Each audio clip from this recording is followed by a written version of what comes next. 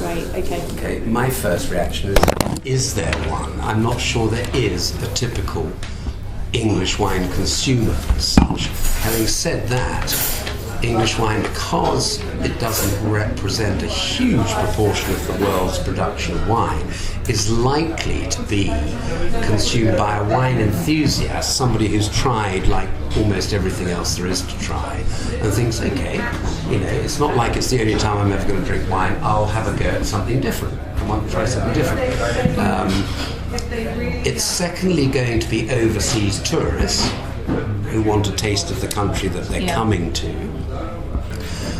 Thirdly, perhaps staunch patriots. I think that's probably a minor part. And maybe a fourth category would be people living local to a vineyard, where they know they can just pitch up and collect 3 bottles, 6 bottles, whatever they want to collect. So that would be a regional sort of consumer. I don't know if that is the sort of answer you're looking for, but looking at the question, that's what I would say. I don't think there is. I don't know how you could profile a typical English wine consumer, to be honest. I don't know how you could profile a typical anything consumer, because anyhow, you sort of is that the sort of thing you're looking for as answers? That's right. Yeah. What is the average that people are spending on English wines? I honestly wouldn't know. If you're asking what the average price of a bottle is, that's a different question. Or do you mean how much a year are people spending out of their household budget on English wine? It's sort of what percentage of their disposable income?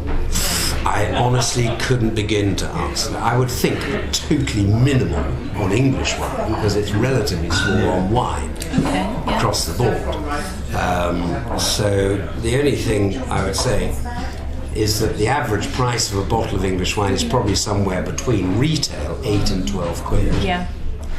So that would be a different way of answering that question.